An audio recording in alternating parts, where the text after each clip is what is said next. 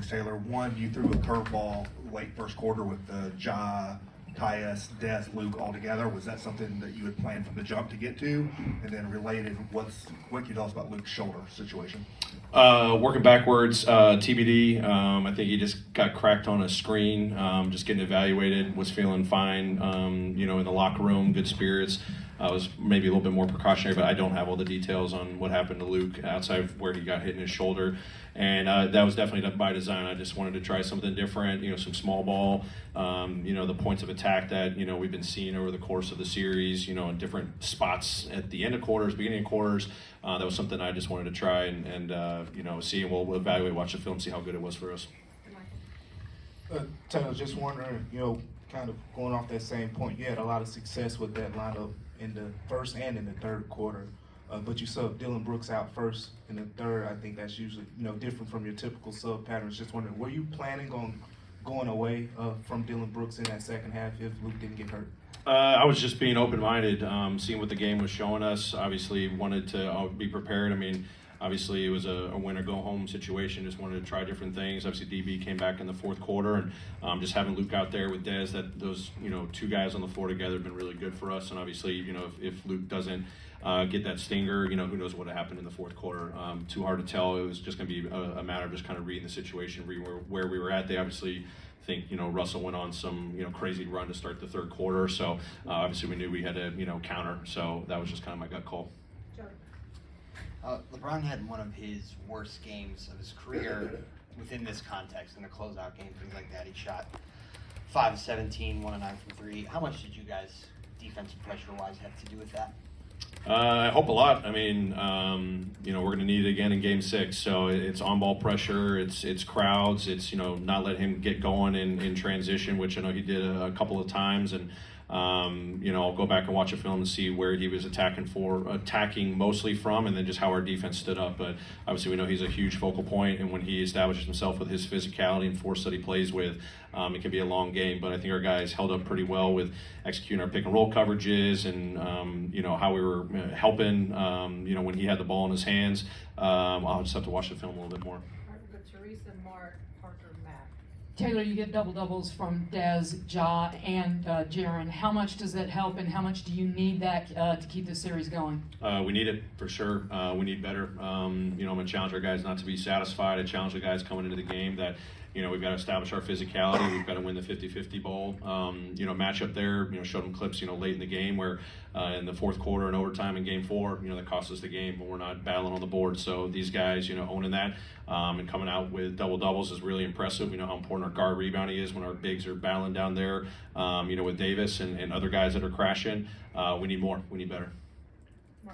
Taylor, in regards to Ja and Dez specifically, they cut. You mentioned they cut your lead to 1 in the third quarter. It's going back and forth, and then you go on that kind of definitive run to close the third.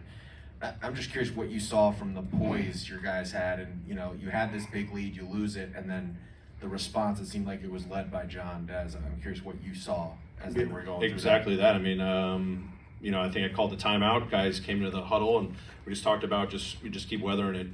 They made a run. We knew this, was going to potentially happen at some point, even with a lead starting the second half. And we just got to go out there and just keep executing what we know we're capable of doing, what we just got to control. I think 2 of his buckets were in transition. 1 was in a pick and roll in the mid-range. And then it's just like, hey, they're going to score. We just got to respond. I thought our pace really picked up in that third quarter, which got, Ja going. Our execution in the half court, the spacing and whatnot, really led to, good stuff for both him and Dez to operate. Dez starts knocking down threes. You just saw us get a rhythm going there. The group that was in there to finish that third quarter really set a tone for us after that lead getting cut into 1, and then just continue to build it and having a nice lead going to the fourth quarter. Just kind of on that same point, Ja and Dez both just attacking downhill, but also too crashing glass. Did you see like those 2 in particular take it upon themselves to play with force and just really kind of set a tone with the urgency in a win-and-go-home situation? Yeah, absolutely. Those guys were spectacular tonight. We're going to need even more and better from them in Game 6. But these guys definitely play with force. That was stuff we were talking about before the game, every time out, in our play calls and what we were talking about, game plan-wise offensively, how we wanted to attack. It's establishing force and downhill attacks and, then creating ball movement and advantages on the second side with that. But those guys were great. Obviously, they made their adjustments. The Lakers, keying in on Dez a little bit more. I thought the ball movement was really good. Execute a little bit better, knock down a few more shots, and maybe they get out of it. But I thought those guys, especially, just establishing the pace in the full court, getting out into our transition offense a little bit better, but then in the half court, really attacking and not accepting the pressure that the Lakers have been playing with first 4 games of the series. Taylor, did you get the sense from your best player and your second best scorer most of the year in Dez that this was a game that they weren't going to let you lose? Absolutely. I mean, how do you say it? Just the mentality coming out of Game 4, as disappointing as a loss that was. These guys got a lot of fight in them. They got a lot of resolve in them. The moment they walked in the building today, I could see the look in their eyes. But then when I really challenged them and the entire group, there was just this kind of like stoic, poise about them. They knew they received the message well. They knew they were going to go out there and execute it. And we had to have their best. And I'm going to continue to tell them, don't be satisfied because this wasn't our best. We got to continue to search for our best. Michael, Drew, Chris, Colin. Just going off of that, you're talking about, the mentality of these guys. X after the game, he's telling the fans, we'll be back, for Game 7. Even before the game, Dez was confident that you could get to a Game 7.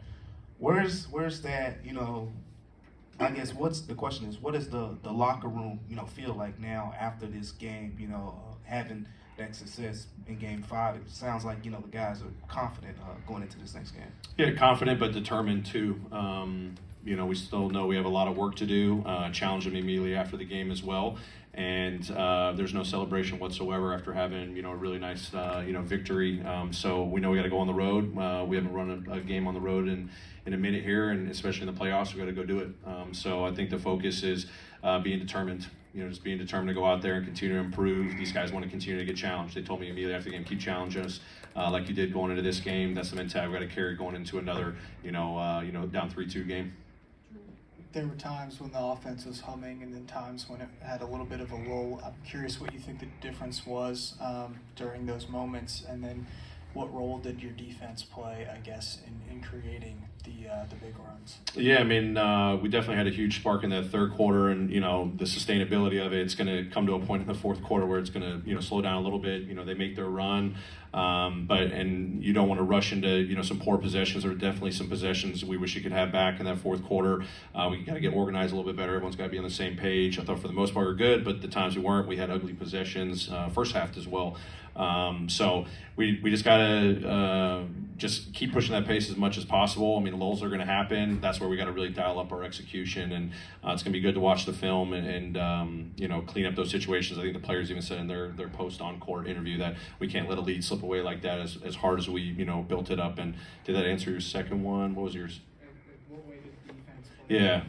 Well, it was important. I mean, again, it's playoffs are a series of adjustments. We're not making these wholesale adjustments. We had a couple of things that we threw out there from a pick and roll standpoint that I thought benefited us. And again, it's like when we don't execute our game plan, they make us pay. They get the looks that they want. They may miss them, but we got to just disrupt the rhythm as much as possible. But I thought our defense was really good. The way we swarmed, obviously, we just talked about 3 guys that had 10 rebounds. That's huge for us. We've got to clamp down on defense. I said it starts with our defense. Going into the fourth quarter, I said it starts with our defense, and that's what let us down in Game 4. Excuse me. Game 5, we got to have it for 48 minutes. Small change on the back of the rotation with Conchar over Roddy in this one. Were there specific attributes you were trying to get into the game with that decision? I think Roddy's done a really good job, and was just kind of, looking at some of the numbers, again, diving into the matchups and lineups, and, where Jitty's had success, where Santi's had success, where D-Rod's had success, and just trying something where, Jitty's been impactful for us all season long. His on-ball defense, obviously in Game 2, he was big for us at home. So, trying to just, muster up that again. His rebounding, even though he plays little minutes, he gets in there and he can really help us on the boards. So it's just kind of a good call to maybe just change something, knowing that we're going to do some other things with our lineups as well. That would be last question, Colin. Taylor, when Jaren is picking up those back-to-back fouls like that late in the fourth and you're holding on to that lead, is it a fatigue thing, or do you think it's just how the Lakers are just trying to attack him? And if so, what are you telling him when you're calling timeouts? I mean, just stay locked in, stay poised. I think his teammates are doing a great job too. You know, I think the second one may be a little bit out of frustration. There was a loose ball one as well. So we know that he's got to continue to get better in that area, and he's done a pretty good job all season long. Luckily, you know, it didn't bite us, but you know, I thought he responded well, and we're just continuing to tell him to go out there and be aggressive. You know, stay disciplined as much as you can, stay locked in. Whatever happens, just get to the next play. And I thought for the most part, over the course of the game, he did a really good job with that. Thanks, Taylor. Great, thanks everyone.